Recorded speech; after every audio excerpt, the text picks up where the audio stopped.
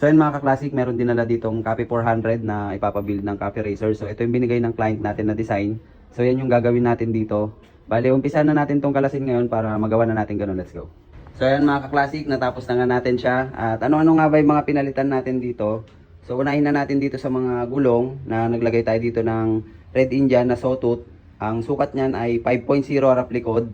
Tapos sa rim naman mga ka-classic, naglagay tayo dyan ng SPD rim. 3.0 rin yan harap likod. Tapos naglagay tayo ng wheel dap based dun sa sample natin na binigay ng kliyente natin. Yung hub niya harap likod, yun pa rin naman mga ka-classic, pati ang fork. Lagay din tayo dito ng custom fender, karaniwan natin kinakabit. At dito sa headlight, nagkabit na lang din tayo dyan ng LED na naka-violet na headlight na may round na dilaw. So testingin natin yung ilaw niya.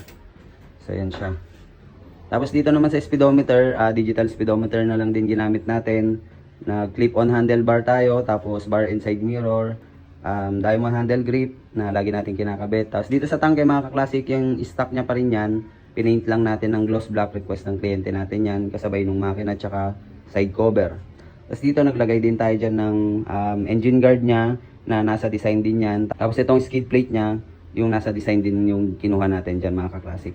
Tapos dito sa elbow niya mga ka-classic, pinalitan na natin yan ng single na elbow, request din ng kliyente natin. Tawang tambucho rin yan. Ngayon ginawa na nating isa. At yung request ng kliyente natin na canister na ikakabit natin, so yun din ang kinabit natin dyan. Sa swing arm stock naman, sa shock nagpalit tayo dyan dahil mababa masyado yung stock nito. At yung chassis pala nitong Copy 400 mga ka-classic, nakaangat siyang ganun. So ang request ng kliyente natin ay diretso yun lang. So yan yung ginawa natin, pinutol natin yung dating frame niya at pinalitan natin ng padiretso lang. Kasi itong custom seat na kagaya din nung sa design na kinukuha natin. So yun lang naman yung mga pinalitan natin dyan mga ka-classic. At yan yung naging itsura ng unit na pinabuild ng client natin na Copy 400. So tapos naman na to ngayon at kukunin na to ngayon.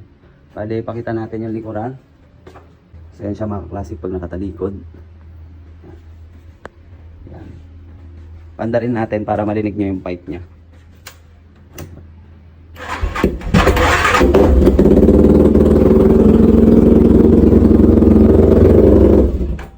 Lakas mga ka-classic, tinesting lang natin. Makakambulahog tayo. Tapos na ito mga ka-classic, papakuha na rin natin ito sa kliyente natin. At sa mga gusto magpagawa, mag-PM lang kayo sa Facebook page natin para ma-reply natin yung mga katanungan nyo about sa mga gusto nyong ipabuild. So pakita natin yung montage na ito, let's go.